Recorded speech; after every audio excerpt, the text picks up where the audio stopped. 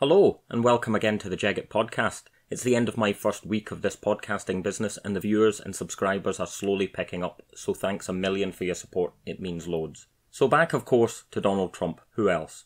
Trump's visit is an excellent example of what I like to call the imposed will. In Scotland, outside of the settled unionist establishment, Westminster hegemony has never really taken off. What I mean by this is that the sense of power and authority of London rule over Scotland has never translated. Scottish people have never ingested the notion that obeying London is the right thing to do, giving us, like our Irish cousins, a reputation for being a bit wild, a bit rebellious. The Scottish architects of the British national myth, writers like Walter Scott with his version of Rob Roy, have always chalked this wild streak up to our nature. As wild Gaels, unlike the polite and rational Saxon, we are over-emotional and ruled by our passions, so we fight like savages for our honour and drown our sorrows in defeat. But this is all a construct of Scotland's Scottishness and the hot Gaelic temper. It is a product of the colonisers' incessant need to rationalise and categorise the colonised. It's not by any stretch of the imagination unique to Scotland. British colonisers, many of whom indeed were British Scots, much like there were Irish doing it in Ireland and Indians doing it in India, this is how empire works, but British colonisers were doing it wherever they went. Yet this was never the truth of our nature. The truth is far simpler. We were just never completely defeated, conquered, subdued by the project of union. Scotland, like India and Ireland, was never fully brought to heel. We have always had a powerful sense of our national and cultural identity as something that nourishes us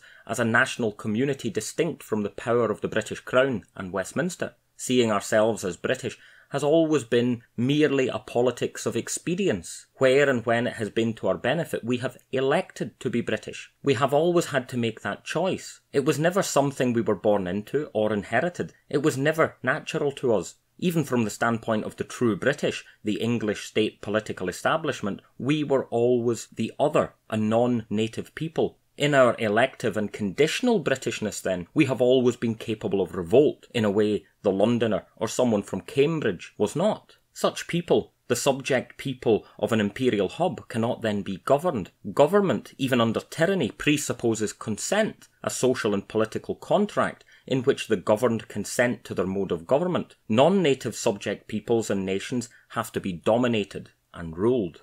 It may not feel as though we are dominated. This feels nothing like life in Gaul under the Romans, but domination takes many forms, and ours is in the form of a quasi-parliamentary democratic domination. Why do we think the whole of Scotland, a national member of the British Union state, has only 59 seats in the Commons to England's 533? This is the parliamentary rule of Scotland by domination, the essential nature of the British Parliament and the Union state. The mathematics of this was never accidental. We're getting to see this more often now after devolution, and with an SNP pro-independence majority on the Scottish benches. It has rarely been so apparent as it is now that Scotland's consent to be governed is irrelevant to the workings of Westminster, and that is because Scotland is not governed. We are dominated and ruled.